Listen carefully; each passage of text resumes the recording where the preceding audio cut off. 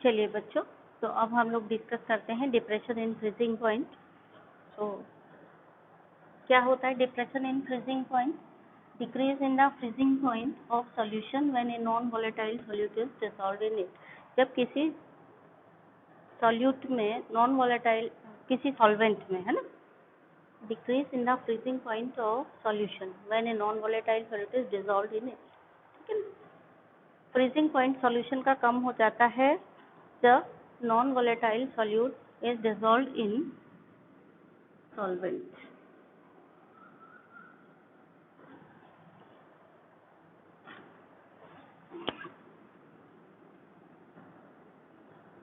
यानी pure solvent का boiling freezing point हमेशा ज़्यादा रहेगा और सॉल्यूशन का फ्रीजिंग पॉइंट हमेशा कम रहेगा।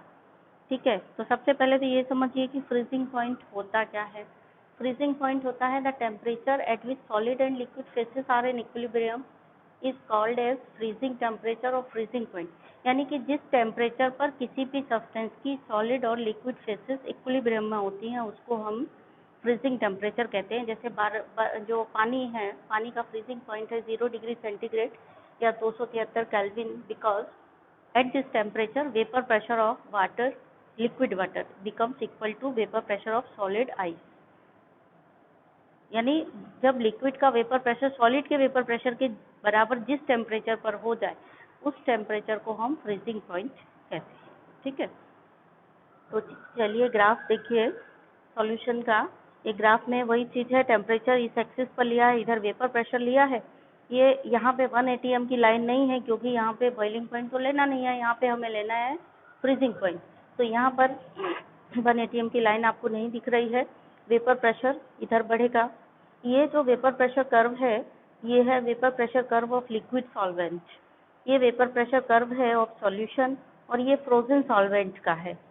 ठीक, अब थोड़ा सा अगर हम इसको कुछ नाम देना चाहें तो दे सकते हैं, तो हमारे लिए थोड़ी आसानी होगी। जैसे हमने इसको नाम दे दिया, ये पॉइंट है, इसको नाम दे दिया ए पॉइंट, ये ए पॉइंट है। ठीक है, और ये पॉइंट है बी, और ये पॉइंट को नाम दे दिया हमने सी, और ये पॉइंट है डी। ठीक, तो हम कह सकते हैं क्या,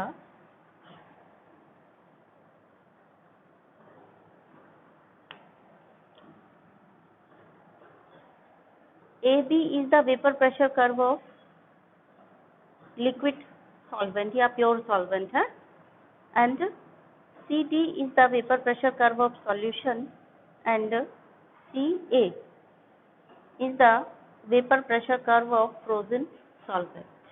ठीक, तो हमारे पास 3 पॉइंट हो गए एक्सप्लेन करने के लिए।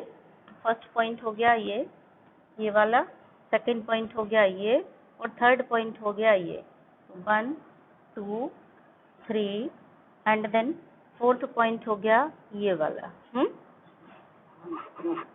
एंड देन फिफ्थ पॉइंट हो गया ये, एंड देन सिक्स्थ पॉइंट हो गया एक्सप्लेन करने के लिए ये। ठीक है, चलिए कैसे एक्सप्लेन करेंगे हम इसको, यहीं से देख लीजिए। AB is the vapor pressure curve of pure liquid, and CD is the vapor pressure curve of solution, CA is the vapor pressure curve of frozen solvent। Third point, fourth point हम यहाँ पर, चलिए temperature corresponding two point C is TF। Point C के corresponding TF temperature जो है that is TF। This is the temperature, freezing temperature of pure ये solution का freezing point temperature क्यों है उसका रीजन भी लिख दीजिए बाजू में। रीजन क्या है, because at this point vapour pressure of solution is becomes equal to frozen solvent. ठीक है, या at this point vapour pressure of solution and vapour pressure of solvent are in ये frozen solvent are in equilibrium. ठीक, तो TF is the freezing temperature of solution. Temperature corresponding to point A is T0F, and this is the freezing temperature of pure solvent. Pure solvent का freezing temperature है, क्योंकि इस temperature पर pure solvent and solid solvent are in equilibrium. तो it is clear from the graph. Next point हो गया 6th कि there is a depression in freezing point. ये ग्राफ से क्लियरली पता चल रहा है कि फ्रीजिंग पॉइंट में डिप्रेशन हो रहा है, क्योंकि सॉल्यूशन का टेम्परेचर, फ्रीजिंग टेम्परेचर कम है और प्योर सॉल्वेंट का ज़्यादा है। It is clear from the graph that there is a depression in freezing point, and this depression of freezing point will be equal to TF equal to T0F minus TF। अब यहाँ problem क्या आती है, जब बच्चे सवाल करते हैं ना, न्यूमेरिकल प्रॉब्लम्स लगाएंगे, तो पहले वाला जो पढ़ा था आपने उसमें क्या हो रहा था, TB में से T0B को घटा रहे थे। अभी क्या हो रहा है, T0F में से TF को घटा रहे हैं, उल्टा हो रहा है। बच्चे याद रखते हैं या तो वो फॉर्मूला या ये फॉर्मूला, दोनों फॉर्मूले याद नहीं रखते हैं। कैसे याद रखोगे, हमेशा याद रखो फ्रीजिंग पॉइंट गड्ढे में जाता है। फ्रीजिंग पॉइंट डिप्रेशन, डिप्रेशन मतलब गड्ढा, डिप्रेशन का मतलब गड्ढा होता है ना, फ्रीजिंग पॉइंट डिप्रेशन मतलब सॉल्यूशन का फ्रीजिंग पॉइंट कम, यानी TF कम होगा और T0F ज़्यादा होगा। और बॉइलिंग पॉइंट कैसा होता है, एलिवेशन ऑफ बॉइलिंग पॉइंट, हमेशा याद रख, जब भी एलिवेशन का नाम लें तो elevation of boiling point. Depression in freezing point हमेशा याद रखें, depression in freezing point, elevation of boiling point. यानी बॉइलिंग पॉइंट में एलिवेशन होता है, यानी सॉल्यूशन का boiling point is greater than pure solvent. Depression in freezing point यानी सॉल्यूशन का freezing point is less than pure solvent. और हमेशा जब भी फॉर्मूला अप्लाई करोगे तो ज़्यादा में से कम, तो जब भी ये डेल्टा TF या डेल TB का फॉर्मूला अप्लाई करने जा रहे हो तो डेल TB लिखने के बाद एक बार सोचो कि एलिवेशन इन बॉइलिंग पॉइंट यानी सॉल्यूशन ज़्यादा, सॉल्वेंट कम यानी सॉल्यूशन ज़्यादा, मतलब TB माइनस T0B करोगे। डिप्रेशन इन फ्रीजिंग पॉइंट का लिख रहे हो तो डेल TF लिखने के बाद एक सेकेंड को सोचो कि डिप्रेशन होता है यानी सॉल्यूशन का कम है तो ज़्यादा में से कम घटाओगे, यानी कि आप पहले करोगे T0F माइनस TF, तो ये गलत नहीं होगा। अदरवाइज ये दोनों में से एक फॉर्मूला जरूर बच्चे गलती करते हैं, 99% बच्चे वाली गलती करते हैं, तो वो आपको नहीं करनी है, रिमार्क लगा के रख लो। सोचना है एक बार, ऐसे ही बिल्कुल सोचो, एलिवेशन ऑफ बॉइलिंग पॉइंट का फॉर्मूला लगा रहे हो, सॉल्यूशन यहाँ मिलेगा यानी TB minus T0B। Depression in freezing point तो सॉल्यूशन नीचे है यानी T0F माइनस TF। ठीक है, ये हो गया। देन क्वेश्चन आता है कि प्रूव करिए कि TF इज कॉलिगेटिव प्रॉपर्टी, तो उसको प्रूव करने के लिए बस इतना सा लिखना है हमको कि experimentally found that del TF is directly proportional to number of means molality, molality means number of moles, यानी del TF is directly equal to KFM, directly proportional to molality है, इसका मतलब it is a colligative property. फिर यहीं पे question आता है 1 number का बहुत इंपॉर्टेंट, क्रायोस्कोपिक कांस्टेंट क्या है, मोलर डिप्रेशन कांस्टेंट क्या है, ये भी पूछा जा सकता है, पर ज़्यादा इंपॉर्टेंट ये है कौन सा, cryoscopic constant. What is cryoscopic constant, तो क्रायोस्कोपिक कांस्टेंट क्या है आप बताएंगे, तो it is depression in freezing point for 1 molar solution is called as cryoscopic constant, या इसी का एक और नाम है मोलर डिप्रेशन कांस्टेंट, या फिर इसी को कहते हैं freezing point depression constant. Freezing point depression constant सब जानते हैं, मोलर डिप्रेशन कांस्टेंट भी कुछ लोग जानते हैं, कुछ नहीं जानते हैं, इसको ज़्यादातर लोग ध्यान से पढ़ते ही नहीं है क्रायोस्कोपिक कांस्टेंट, तो आपको ध्यान रखना है क्रायोस्कोपिक कांस्टेंट ही सबसे ज़्यादा इंपॉर्टेंट नाम है इसका। ये दोनों तो न्यूमेरिकल प्रॉब्लम जब सॉल्व करोगे तो वहाँ भी मिलेंगे। Then calculation of molar mass of solute from del TF, del TF से सॉल्यूट का मोलर मास कैसे निकालेंगे, तो वही formula del TF equal to KFM, molality को तोड़ देंगे W2/M2 इंटू 1000/W1, फिर M2 को यहाँ से इधर खिसकाएंगे, बाकी सबको एक तरफ कर देंगे, तो फॉर्मूला बन गया हमारा M2 equal to KF/WTF, sorry del TF into W2/W1 into 1000। ध्यान रखिए ये फॉर्मूला रटने की कोशिश बिल्कुल मत करिए, ये फॉर्मूले इस स्टेप से चलिए, यहाँ पे अपने आप पहुँच जाओगे, क्योंकि मैं ये फॉर्मूले को पहले रटती थी M2 इक्वल टू KF/डेल TF ऐसे करके रटने की कोशिश करती थी, फिर जब फॉर्मूला लिखते थे तो जरूर कंफ्यूज हो जाते थे कि कहाँ क्या लिखे। अब यहाँ पे रटने की ज़रूरत ही नहीं है आपको, KF में M है, M को मोलालिटी को तोड़ के रखना है, M2 निकालना है तो M2 को इधर लाओ, बाकी को इधर ले आओ, काम खत्म हो गया आपका रटने वाला। ठीक है, चलिए एक और कॉलिगेटिव प्रॉपर्टी रह गई है ऑस्मोटिक प्रेशर, उसको भी पढ़ लेते हैं। हाँ? तो चलिए बच्चों अब हम लोग पढ़ते हैं ऑस्मोटिक प्रेशर। ठीक है, तो ऑस्मोटिक प्रेशर पढ़ने, ये फोर्थ कॉलिगेटिव प्रॉपर्टी है हमारी सॉल्यूशंस के। ऑस्मोटिक प्रेशर पढ़ने से पहले हम लोग पढ़ेंगे ऑस्मोसिस। ऑस्मोसिस क्या होता है, इस पे ध्यान दीजिए।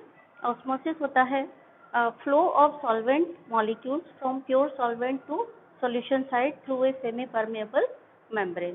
किसी सेमी परमेबल मेम्ब्रेन के थ्रू सॉल्वेंट मॉलिक्यूल्स का flow from pure solvent to solution side, इसको हम बोलते हैं ऑस्मोसिस। ठीक है, या फिर इसी को हम दूसरे तरीके से ऐसे बोलते हैं flow of solvent from dilute solutions to concentrate solution. Solvent का फ्लो डाइल्यूट सॉल्यूशन से कंसंट्रेट सॉल्यूशन की तरफ। ये दोनों बातें याद रखने के लिए बहुत जरूरी। ऑस्मोसिस क्या है बच्चे भूल जाते हैं, मैं भी भूल जाती हूँ, मैं याद रखती हूँ इससे। किशमिश तो नहीं भूलते हैं, किशमिश को जब भी पानी में डालते हैं या फिर आपके यहाँ खीर बनती होगी उसमें डालते हैं तो वो फूल जाती है, वो याद रखिए एग्जाम्पल, तो आप भी कभी नहीं भूलेंगे ऑस्मोसिस क्या है। किशमिश का एग्जाम्पल याद रखो, पानी में डालते फूल जाती है, पानी है प्योर सॉल्वेंट, प्योर सॉल्वेंट से किधर आया, किशमिश में आया, तो वो क्या हो गया, प्योर सॉल्वेंट से सॉल्यूशन की साइड आया।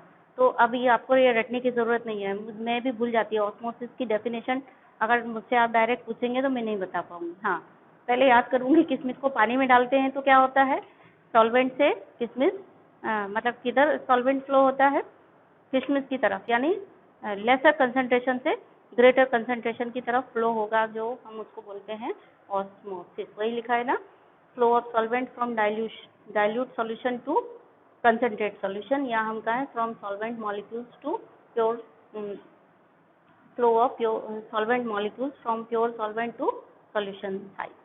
ठीक है, तो ऐसे आप याद कर लीजिए।